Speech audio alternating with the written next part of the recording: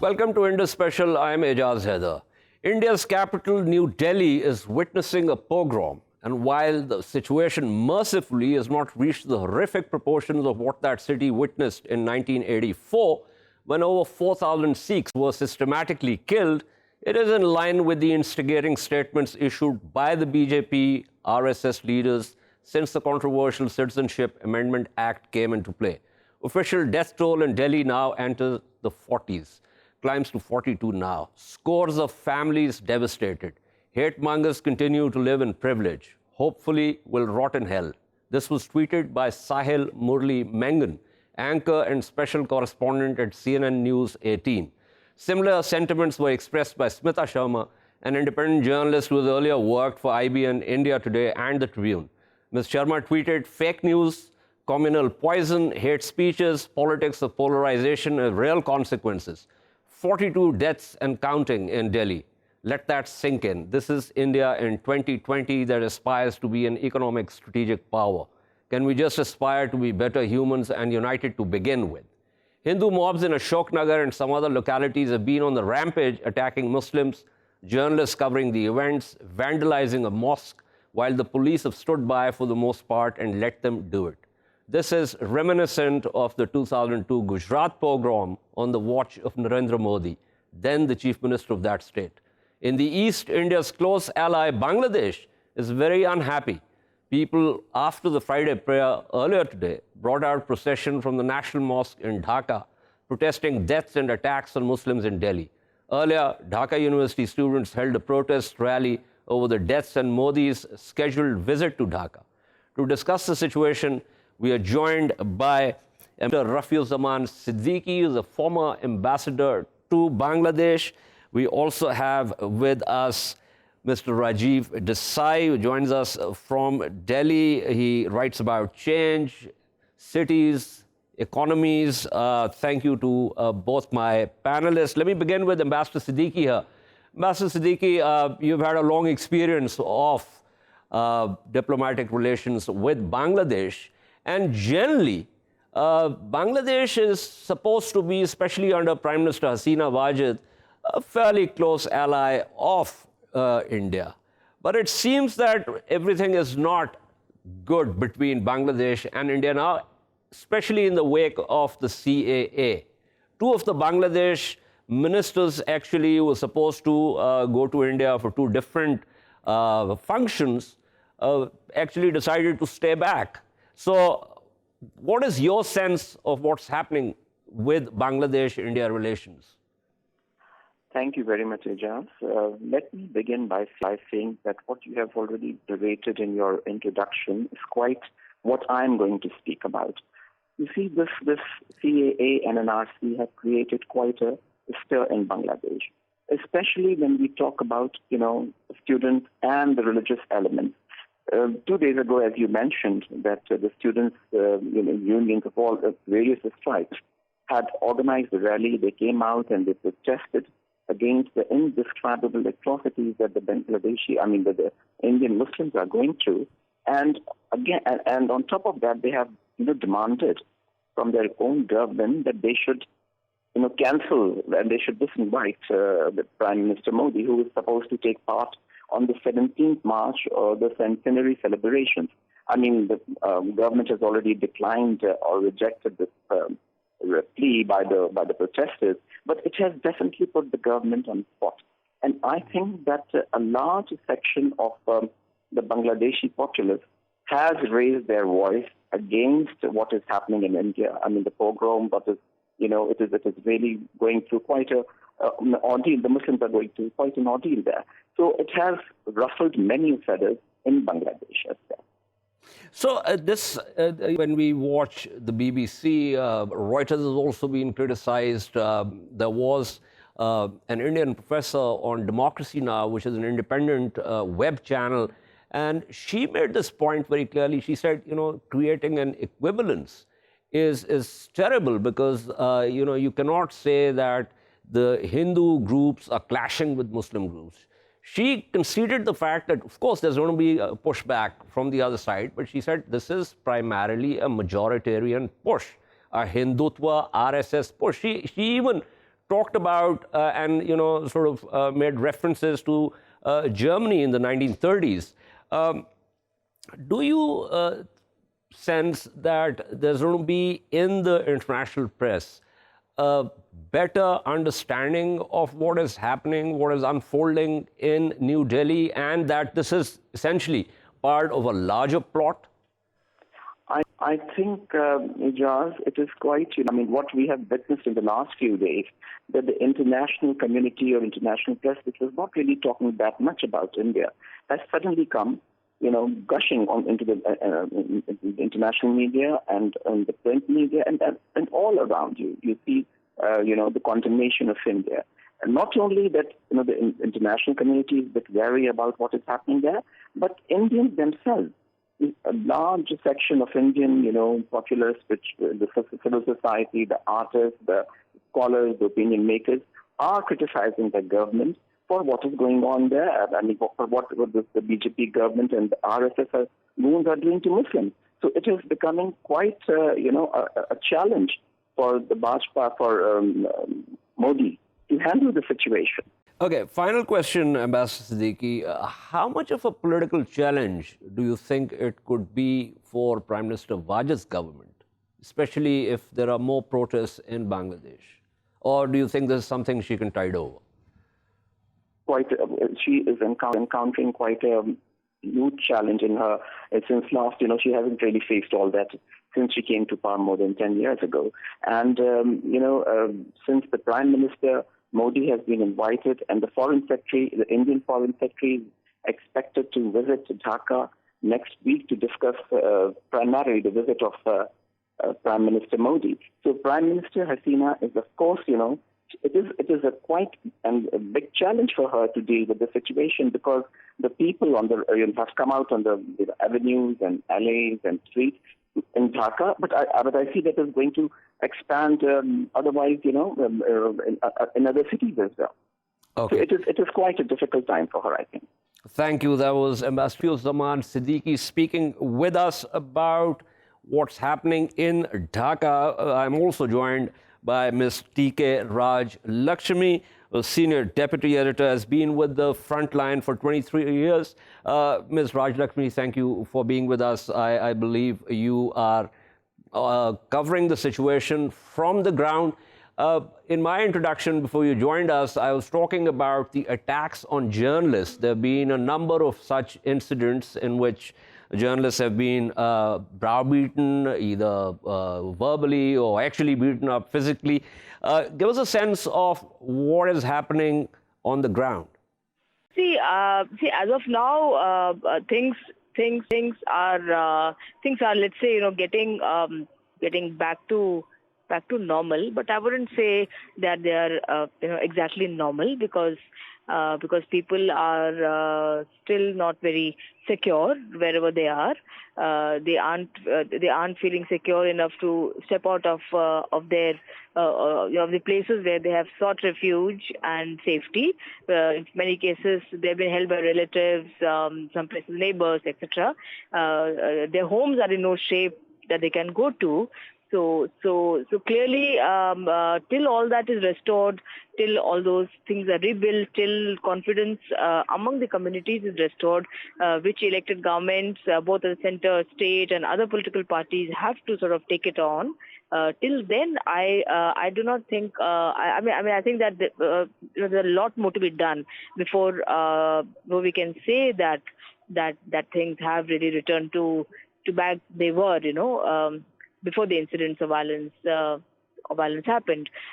So it is still, it's an extremely unfortunate thing, what happened. Everybody sort of realizes it. I hope everybody sort of realizes it.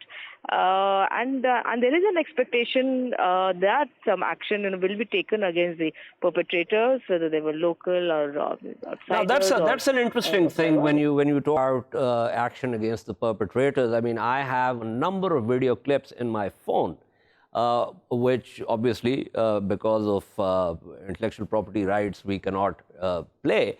But the fact is that in the run-up to the Delhi elections, a number of very senior BJP leaders were seen talking, instigating crowds, There's another leader recently who actually talked about Owaisi, called Owaisi a terrorist, then said that India's borders extend in the east right up to Bangladesh, in the west right up to Afghanistan. Now, I want to ask you, how much do you think this kind of talk, this kind of instigation, would have led to the crowds taking to the streets and doing what they did and what we have seen in the last 4 days? See, well, clearly, such kind of language it does vitiate the atmosphere, and it does have an effect of creating suspicion amongst amongst communities, and it's also very unfortunate that that little action has been taken against these individuals, by the police, which comes directly under the central government. So in that sense, yes, it should have been, these people should have been reined in. They should have been reined in immediately. They should, appropriate cases, under the law should have been taken against them. But the delay in doing so has also is sending a certain message, which is not a very good thing for democracy like ours, for a secular democracy like ours, where we feel that these things need to be underscored, whereby these kind of people are sort of reined in by the arms of the law at the appropriate time and by the appropriate people, and the delay has cost us in a certain sense. Okay, as an Indian and as a journalist that has worked in the field for so long, when you went to the ground and when you saw the situation, did it instill some sense of fear in you in terms of whether you could be accosted by the mobs or the groups on the rampage, as we saw with various other journalists who got beaten up? What kind of sense do you have? I mean, I'm a journalist, you're a journalist. I mean, when we go out somewhere, we get the sense, we get the pulse of how the situation is. What was your sort of diagnosis of this and projecting onto it? What is your prognosis of, how free you are or you can be when you go to the ground and report from there? See, clearly when the atmosphere is vitiated and in the backdrop of such the hate speeches which have been made, clearly it is not very conducive for anybody, be a journalist or be non-journalist. Nobody is in fact immune from being attacked, being targeted, or being singled out in such an atmosphere. Yes, but journalists have to do their job, and if they do not go there, those stories can never come out, and several Indian journalists and the foreign media, they took a lot of risks and they entered those areas, and they also let's say suffered the unfortunate consequences of sort of being caught in the crossfire in a sense, and they were sort of targeted, because they were, let us say, in a sense, one can say they were communally targeted, which is very, very sort of unfortunate. Going by the accounts of some of them, it's really, really unfortunate. So this kind of a divide, I mean, because the larger thing to worry about is that this polarized nature of discourse that's happening in a country today, for which many important people are responsible. It's really sad. So it should stop essentially, so that this whole language except that one gets a sense that the current government thinks that it can double down because this has redounded to its advantage previously, and it's likely to redound to its advantage in the future also. But of course, that is something in the future, and we'll have to see how that unfolds. But one final question with reference to police performance. There have been a number of tweets and other social media look at how the police was behaving in Delhi. What is your sense of, was the police partisan? Did it just hold back? Was it more proactive? How did it work? No, it was definitely not proactive. If had it been proactive, all these things would not have come to this pass. There are other states in a country where both communities live, and where the slightest of hint of a communal conflagration is nipped in the bud. We had several years of left front rule in West Bengal. We have a left front government in Kerala, and both states there are sizable number of minorities reside. Yet they do not feel insecure at all. So these are very interesting. These are important questions to ask. As to why does it happen under certain political dispensations? Yes, we've had also a situation where other minorities have been attacked under different governments. I mentioned the Sikh pogrom in 1984, which was under the Congress government. But thank you so much. That was Ms. T.K. Rajlakshmi speaking with us. Mr. Desai, thank you for bearing with us. But you heard Ambassador Siddiqui also, you heard Ms. Rajlakshmi also. Give me your sense of how the situation was, what instigated it, and what is your prognosis? I've always maintained that this is the most inexperienced, most incompetent, and most corrupt government India has ever known. They have lost control of the situation by pushing on the CAA. People are coming out, and they have come unhinged. The Home Minister just maybe an hour ago gave a speech in Orissa where he defended the CAA bill and accused the Congress, which is nowhere in play, of lying, of creating, and the opposition of lying about the CAA. They've actually lost the plot, and it's what hurts them most. It's been everywhere, on television, in the media, internationally, and this they cannot stomach. They want to try and create an impression that India is on a growth stage and it's growing by leaps and bounds. But that's clearly not true, because everybody can see what's happening on the ground. And I think as a result of which they've come unhinged. And they still have many years to go before the next election. So I think the question to ask is, what else are they going to keep doing? Because, they've been doing it steadily, one after another after another. They had for example, just recently, they had the Pulwama terror attack, and then the strikes in Balakot.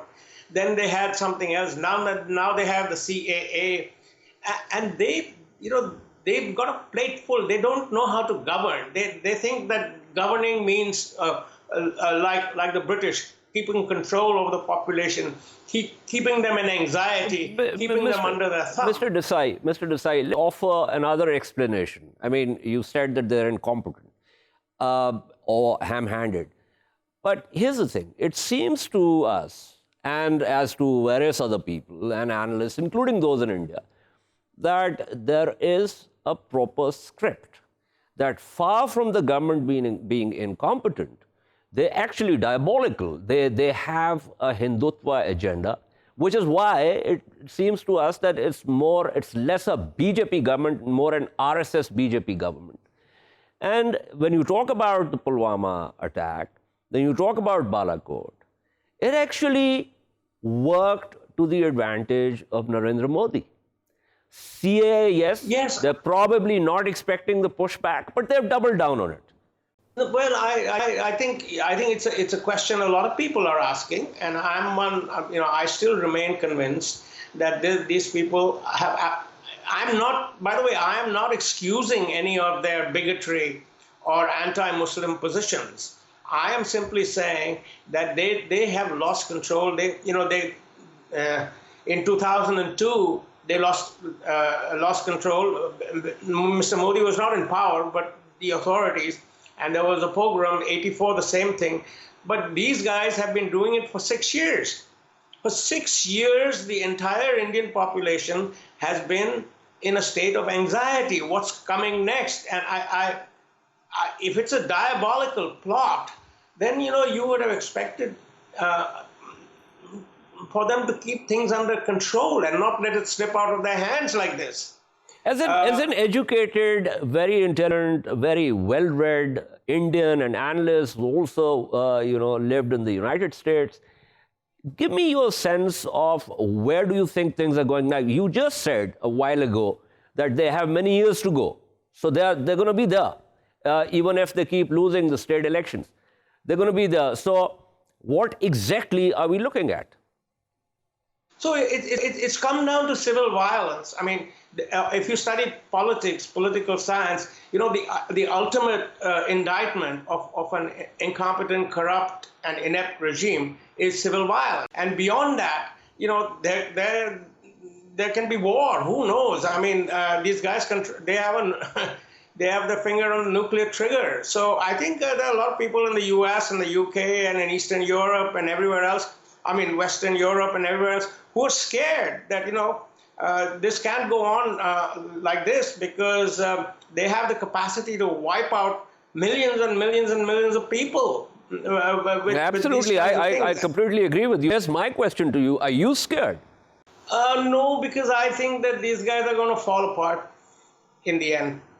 I have to be convinced of that. I have to, otherwise I have to go back to the US and stay there.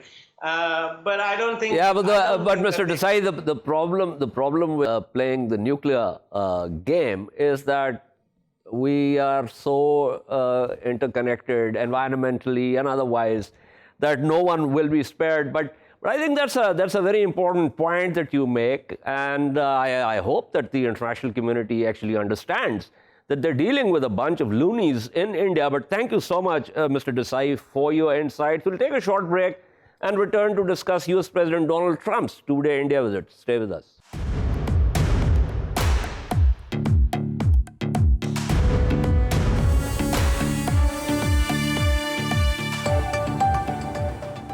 Welcome back to Indus Special. We now move on to US President Donald Trump's two-day India visit. The event marked a choreographed spectacle by the ruling BJP government with subcontinental colors and razzmatazz. On the substance side and away from glad-handing, what was achieved? The big trade deal didn't materialize, even though both sides have been working towards one.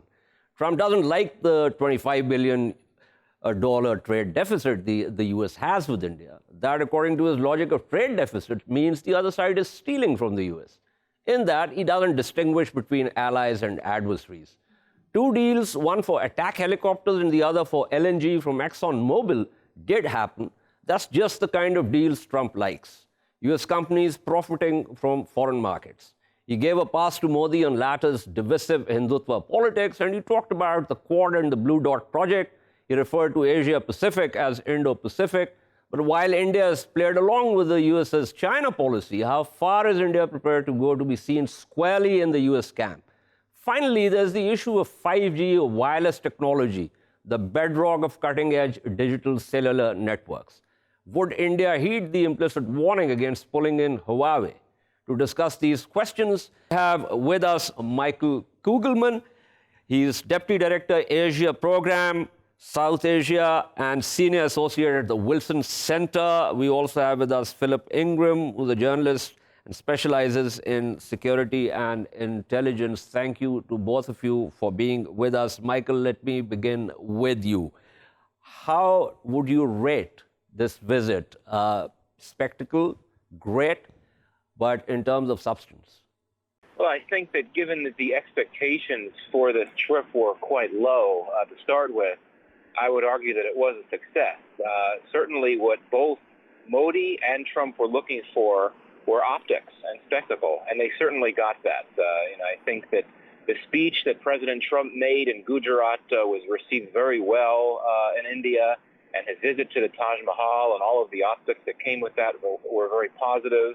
And I would actually argue that probably one of the only reasons why President Trump agreed to go to India to start with, particularly because there wasn't going to be a trade deal on the table, was because Modi had offered him this spectacle. And that's what Trump likes. He likes spectacles. He likes numbers. I agree. Out of it. Yeah, I agree with you. He does like numbers. I mean, if you go back to his own inaugural speech and the spat that he had with the US media on the numbers, he does like spectacles. But when you say that expectations are not very high, and you also said that he, his speech in Gujarat went down very well in India. Now, I am assuming that Trump was approaching the Indians less than his own constituencies, voters back in the United States, in terms of projecting himself as an international leader. Now, do you think my sense is right on that? No, I think it is, because many of us here in the United States had thought that President Trump may try to use his speech almost like a political pep rally to try to talk about how great a job he's done as a president and so on, especially with the presidential campaign in full force here in the United States. But in fact, I thought it was a pretty statesmanlike speech. There were no major surprises, and his speechwriters, I've got to say, did a good job, because they really conveyed the sense that President Trump understands India's political history. He also invoked a number of Indian cultural icons. He referenced Bollywood and cricket. And so clearly that type of thing is going to go down well. But I do think that President Trump had a political goal for his presidential prospects by going to India, because he wanted to be able to use his presence in India and his speech to tens of thousands of Indians to pitch that to Indian Americans, a community that, as you know, tends to vote Democrat historically. But he's trying to build up support from within that group. And in fact, as it turns out, I understand that his campaign has already put out some new ads just over the last 24 hours. Absolutely. Absolutely. But if truth be told, Michael, his speechwriters usually do a good job. It's President Trump himself, when he goes off script, that, he begins to berate allies, he begins to, shall I say, cough, and, all the rest. But stay with me, Michael. Let me go to Philip Ingram here. Mr. Ingram, give me your thoughts about President Trump's two-day India visit. I have to agree completely. He was aiming at the Indian American voting population that's there. He was also trying to repair his image across the globe as a global statesman, which has come in for a lot of attack because he hasn't really come across in a statesman-like way. And I think the success of this visit has gone some way to putting him back onto that statesman-like pedestal again. But he was also using it to try and push influence within the wider Asia-Pacific region in his trade battles that he's having with China. And the Indian market is huge for Chinese goods. And he certainly took every opportunity to try and influence Indian political thinking into the Chinese market. So he was trying to do several things. And it looks on the surface of it that he might have achieved it. Okay. Michael, Philip Ingram, stay with me. I'm just going to pull in Siddharth Varadarajan, former editor of The Hindu and one of the founding editors of Wire.in. Siddharth, thank you for being on the program. We were talking about Trump's two-day visit. Of course, there was a lot of razzmatazz, a spectacle, all choreographed, worked really well for Trump. He loves numbers, he loves spectacles. We're talking about substance. The trade deal did not happen. Two deals that did happen, the ExxonMobil one, the attack helicopters ones, just the kind of deals that Trump likes, American companies and foreign markets. There's also the issue of 5G. There's an implicit warning there. Give me your sense of what do you think of this visit? I think, quite frankly, this visit was one singularly lacking in any substantial deliverable. In fact, even before the trip, Indian officials were at pains to highlight the Ahmedabad rally as one that was going to be the most important takeaway. So that's, the fact is that the trade deal is too complex an arrangement to have, been concluded so fast. But I suspect the real payoff of this kind of a visit will be apparent if Trump wins and gets re-elected, because the way in which the Modi government has pulled out all the stops suggests that the government of India is betting big on Trump returning. And anticipating that if that were really to turn out, then the kind of payoff for the relationship would be greater than what we've seen so far and much more visible. So this is a kind of a risky strategy. If you notice, Trump's return to America has coincided with pretty sharp comments by all of the Democratic candidates, particularly frontrunner Bernie Sanders, which has got the ire of, it's angered the government of India in some way. Essentially, I think this is the game playing out. I think Trump wanted a high visibility foreign trip from a country whose credentials in the United States are decent and good. And Modi delivered that, even if there was no concrete accomplishment from our point of view. Of course, Siddharth, it's interesting that you talk about direct criticism of this visit. Michael Kugelman and Philip Ingram, both on the panel, also talked about the fact that Trump was signaling back to the Indian diaspora in the US also. Now you talk about the Democrats. So is there some kind of both sides vying for those votes? No, I think the message, quite frankly, it's easy to look at Trump's visit to India as an attempt to mobilize, Indian American voters. But I don't accept that because, first of all, the Indian American vote is pretty small. And generally they punch above their weight on the fundraising circuit, but I don't think Trump is short of funds. I don't think this was just about glad-handing or impressing. Yeah, this is more. Yeah, but that glad-handing. Yeah, I agree with you. So there were probably other issues operating. But Siddharth, one final question before I let you go. He gave Modi a pass. As a matter of fact, he talked about Modi's quote-unquote inclusive politics. Now, that's kind of, it draws a chuckle. What do you think of that? I mean, is this the kind of arrivist politics that both Modi and Trump are so used to, or Trump just did not want to upset Modi on that issue? Because the day he was in Delhi, the riots began.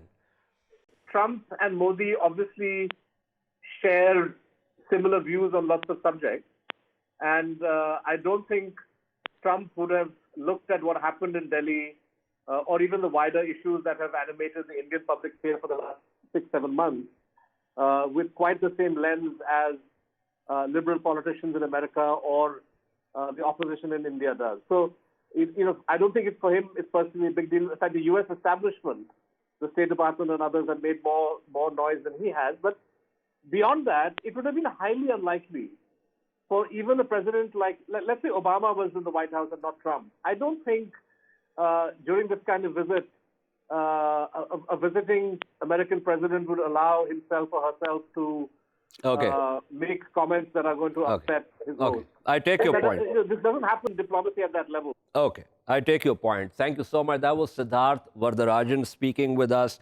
Let me quickly go back to Philip Ingram. Mr. Ingram, 5G.